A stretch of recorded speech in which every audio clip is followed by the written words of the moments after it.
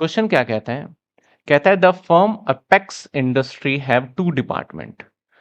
एक है हमारा क्लोथ डिपार्टमेंट, एक है हमारा tailoring department. Tailoring department gets all requirement of cloth from cloth department. यानी टेलरिंग डिपार्टमेंट का मतलब जहां कपड़े सिला जाता है, और क्लॉथ मतलब जहां पे कपड़े का थान आता है। तो टेलरिंग डिपार्टमेंट जो है ना, यानी मान लेते हैं एक टेलरिंग डिपार्टमेंट एक क्लॉथ, इसको जब भी कपड़े की जरूरत पड़ती है तो सारा क्लॉथ डिपार्टमेंट से ही खरीदता है। कहता है tailoring department all it's requirement of cloth from cloth department, मतलब जितने भी कपड़े की जरूरत पड़ेगी वो सारा ये इसी से लेगा, बाहर से नहीं खरीदेगा। ठीक है। आगे कहता है cloth department are usual selling price, और जो क्लॉथ डिपार्टमेंट इसको कोई भी सामान देगा वो हमेशा सेलिंग प्राइस पे होगा। ठीक है, जैसे कि पिछले क्वेश्चन में देखा, from the following particular prepare departmental trading and profit and loss account for the year ended 31 मार्च 2017। कहता है ओपनिंग स्टॉक अब दोनों के पास है, टेलरिंग के पास भी और इसके पास भी। तो यहां लिख ले टू ओपनिंग स्टॉक।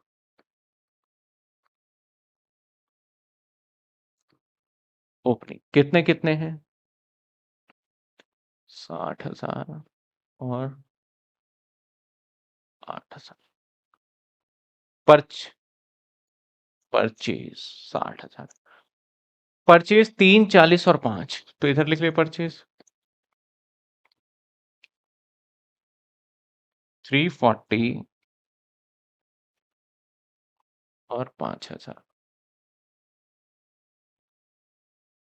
इसके बाद देखा जाए तो क्या है हमारे पास, सेल्स दे रखा है जो कि हम बाई साइड में लिखेंगे, बाय सेल्स 4,80,000 और 80,000। ठीक है, ये भी कर लिया, ये भी कर लिया। Transfer of cloth tailoring department से, अब जो भी टेलरिंग डिपार्टमेंट से ट्रांसफर हुआ, यानी कहता है transfer of cloth to tailoring department. ये एक 50,000 ना गलत लग गया, जो चलो ठीक है, वो 50,000 एक जगह गलत, मतलब टेलरिंग डिपार्टमेंट क्योंकि कहाँ से ले रहा था, क्लॉथ डिपार्टमेंट से ले रहा था। तो टेलरिंग डिपार्टमेंट को जो दिया है, तो टेलरिंग डिपार्टमेंट को जो भी हमने क्लॉथ ट्रांसफर किया है, तो ट्रांसफर यहां पे आ जाएगा, क्लॉथ ट्रांसफर, तो इसके लिए परचेज हो जाएगा, है ना। और सेल किसके लिए हो जाएगा? क्लॉथ डिपार्टमेंट के लिए, इसके लिए सेल हो जाएगा। ये ध्यान रखिएगा, ये एक ही जगह आना चाहिए था कि जो ट्रांसफर टू कहता है ना, तो हमें यहाँ पे टेलरिंग डिपार्टमेंट में दिखाना चाहिए था, सिर्फ ये दिखाने की जरूरत नहीं था। ठीक है, वो डल गया, वो मिसप्रिंट है। मैन्युफैक्चरिंग एक्सपेंस 12,000 सिर्फ एक ही जगह है, टू मैन्युफैक्चरिंग एक्सपेंस।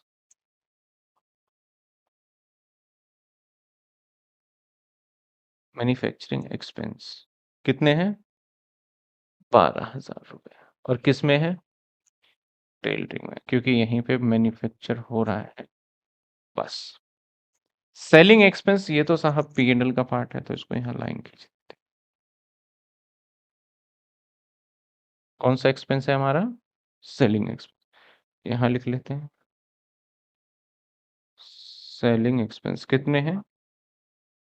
5,000,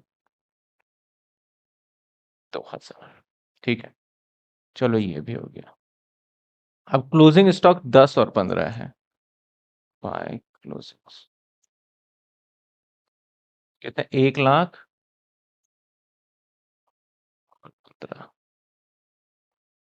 चलिए, क्या कहते हैं, the stock in tailoring department may be assume the consist 80% cloth and 20% other expense. मतलब जो हमारा स्टॉक है यहाँ पे, इसमें 80% तो स्टॉक जो कि हमने पीछे से लिया है वो है, और उसके ऊपर 20% हम अलग से कुछ खर्चा करते हैं उसके ऊपर। यानी हमारे पास जो स्टॉक हमारे पास आया था 50,000 आया था ना, तो 50,000 में ऐसा रहा कि भैया इसका रेशो 80 और 20 का हो गया। अभी आगे और एक्सप्लेन करेंगे। कहता है general expense of the business of the year comes to 23,000 rupees. अब इसने बताया ही नहीं कि भैया कहाँ का है। तो generally journal expense journal P and L में चला जाएगा। ये कहाँ चला जाएगा? जर्नल पी एंड एल में चला जाएगा। ठीक है। और कहता है इन 2015 और 16, 15 और 16 की बात करें तो इस साल की बात नहीं कर रहा, वो बात कर रहा है लास्ट ईयर की। लास्ट ईयर की बात कर रहा है 15-16। कह रहा है 15-16 डिपार्टमेंट अर्न ग्रॉस प्रॉफिट 30%। यानी सर पिछले साल फर्म ने 30% का मुनाफा ग्रॉस प्रॉफिट कमाया था। पिछले साल, इस साल नहीं, पिछले साल। तो हमारे पास दोनों स्टॉक है, एक यहां पे भी स्टॉक है और एक, क्योंकि इसी के इसने बेचा है, क्लॉथ ने इसको बेचा है, तो इसके स्टॉक में प्रॉफिट जुड़ा होगा। तो अब यहां जो बात कर रहा है, जो 30% की प्रॉफिट की बात चल रही है, ये ओपनिंग वाले पे है, इस पे। क्योंकि जो ओपनिंग स्टॉक होगा वो इस साल का नहीं होगा, क्योंकि पिछले साल का जो क्लोजिंग बना होगा वही तो ओपनिंग बना होगा। तो यानी इसके ऊपर जो प्रॉफिट मार्जिन है वो 30% क्वेश्चन बता रहा है आपको। समझो? किस पे? नहीं, स्टॉक इसका होगा और क्लॉथ ने ही तो ट्रेलरिंग को बेचा होगा। समझे? देखिए पढ़ते हैं, मैं एक बार फिर पढ़ देता हूं।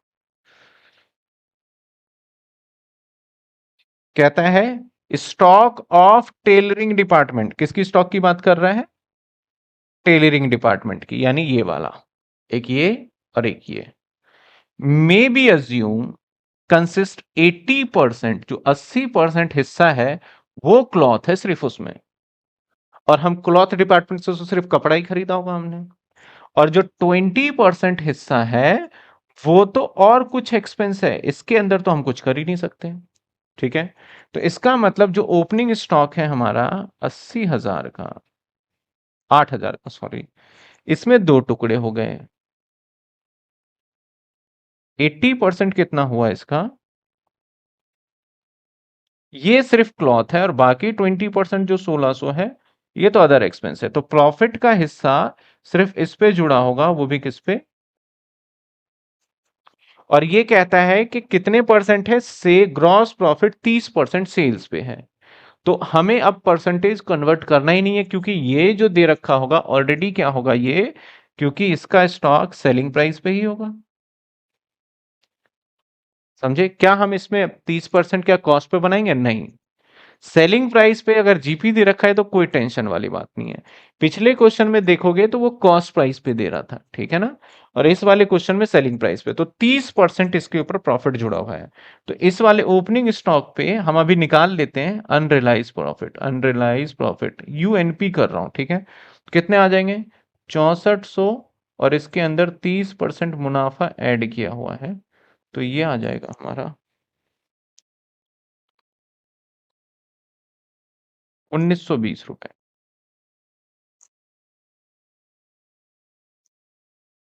1920 रुपए। ठीक है, यहां तक समझ में आया? अब हमने ओपनिंग स्टॉक किसका निकाला? ये ओपनिंग, ओपनिंग स्टॉक का तो बड़े आसानी से निकाल लिया। लेकिन सर क्लोजिंग स्टॉक का भी हम आसानी से निकाल सकते हैं, लेकिन हमें आप परसेंटेज तो बताओ। क्या बता दो? और परसेंटेज तो ये ओपनिंग का दे रखा था, जो कि डेट भी है। तो क्लोजिंग का परसेंटेज निकालने के लिए सिंपल हमें क्या मदद लेनी पड़ेगी? जो ग्रॉस प्रॉफिट रेशियो होता है वो फॉर्मूला लेना पड़ेगा। आपने 12th में करा है ये, रेशियो वाले चैप्टर में, ग्रॉस प्रॉफिट रेशियो। क्या फॉर्मूला होता है सर? फॉर्मूला होता है gross profit divided by sales into 100। अब यहां पे सेल्स पता है क्या होगा? दोनों सेल्स होगा। कौन सा? आउटसाइडर सेल्स प्लस में स्टॉक ट्रांसफर, और अगर कोई सेल्स रिटर्न है तो माइनस हो जाएगा। समझे? सेल्स का मतलब ग्रॉस प्रॉफिट आपको निकालना पड़ेगा। तो मैं अपने वाले क्वेश्चन में पहले फटाफट ग्रॉस प्रॉफिट निकाल लेता हूं। तो ग्रॉस प्रॉफिट पहले का 4 लाख, 5 लाख, 50,000,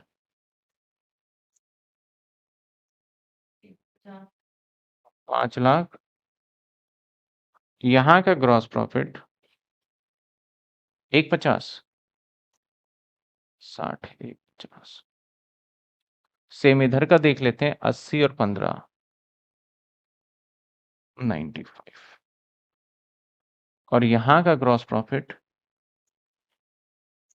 यहाँ का ग्रॉस प्रॉफिट 95 माइनस 8,000, 5,000 माइनस 50,000, 20,000। अब हमें ग्रॉस प्रॉफिट का मतलब कि भैया तुमने कितने परसेंट प्रॉफिट कमाया है। तो हमें ग्रॉस प्रॉफिट, वैसे क्लोजिंग स्टॉक किसका है, टेलरिंग का है। तो लेकिन टेलरिंग डिपार्टमेंट ने थोड़ी ना प्रॉफिट कमाया, प्रॉफिट किसने कमाया होगा।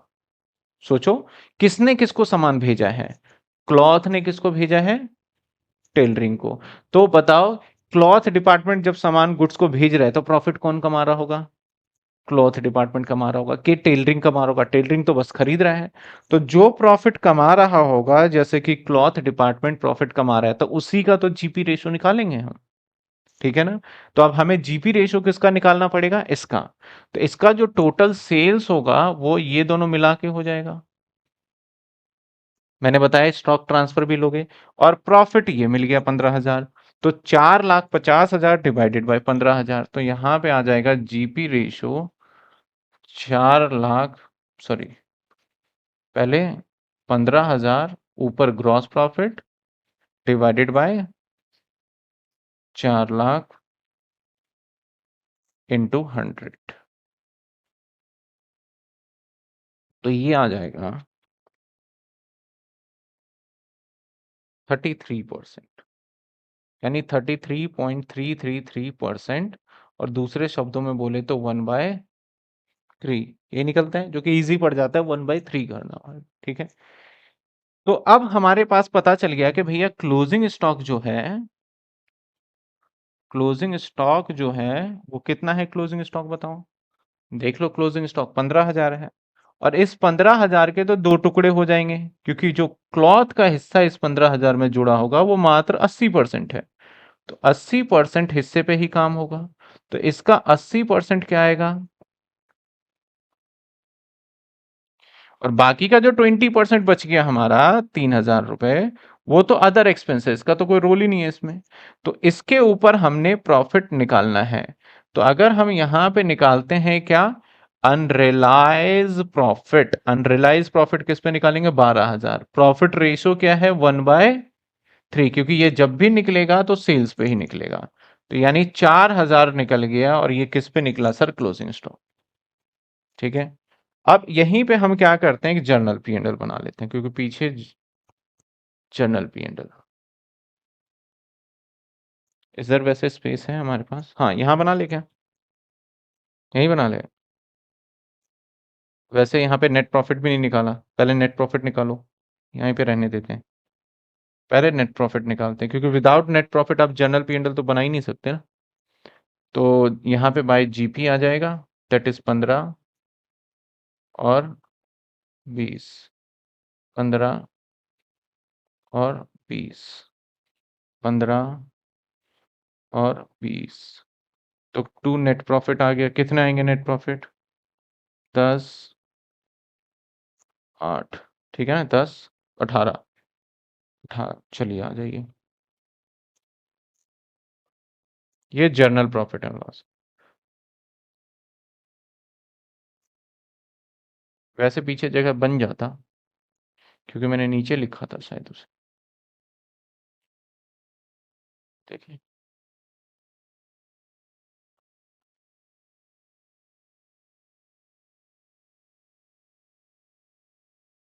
चलो छोड़ो, अब जाते हैं पीछे। तो सबसे पहले ये हम लिख लेते हैं, क्या है ये, जर्नल प्रॉफिट एंड लॉस।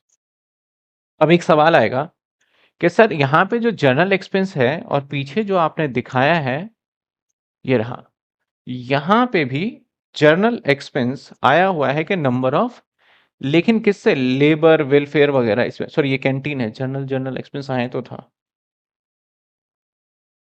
नहीं लिखा, चलो कोई नहीं। मैं सोच रहा था कि मैंने यहाँ तो नहीं लिखा हुआ, तो उसको एक्सप्लेन करते। आ जाइए। प्रॉफिट आ गया आपका 10 और 18। तो बाय साइड में आएगा by net profit, department cloth और डिपार्टमेंट टेलरिंग। इससे कितने हैं? 10 और इससे 18, टोटल मिला के 38। ठीक है। अब हमारा इधर आ जाएगा टू अनरियलाइज। पहले तो वो लिख लें, एक एक्सपेंस भी है ना, to general expense. General expense कितने थे सर? जनरल एक्सपेंस था हमारा 23,000 रुपये। तो पहले तो ये आ जाएगा। ठीक है। अब हमें ना नेट करके लिख दो। दो तरीके हैं इसके।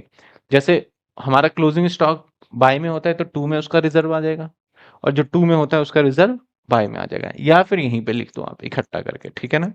तो मैं अलग अलग ही लिख देता हूँ।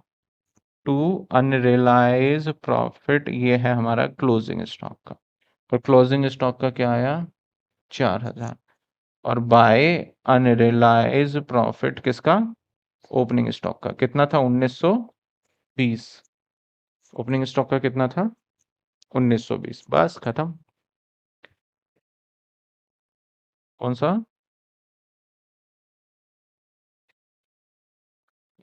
28 है।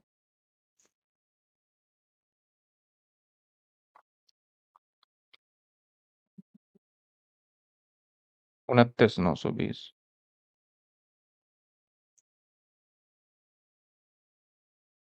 Minus 2920 to net profit. ये हमारा फाइनल नेट प्रॉफिट आ गया, जो कि कितना था? टोटल नेट प्रॉफिट तो 1 लाख है। हाँ, नहीं यहाँ पे मिसप्रिंट होगा, ये गलत होगा। फिर 1,37,000 तो आ ही नहीं सकता। इस पे ध्यान मत दीजिएगा। स्टॉक रिजर्व देख लीजिए। स्टॉक रिजर्व ठीक आ रहा है, ठीक है ना। तो वो नेट प्रॉफिट एरर है।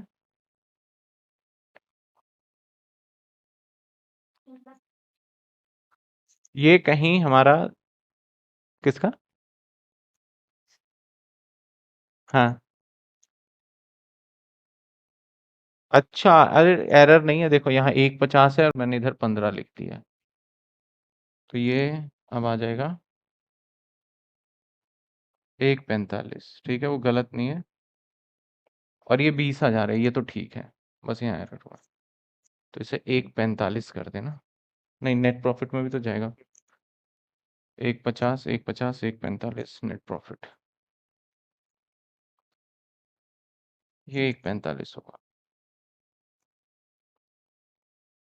और कितना आ गया ये?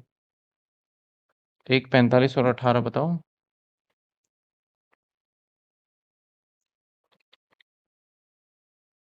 163। और प्लस 1920। 164,900।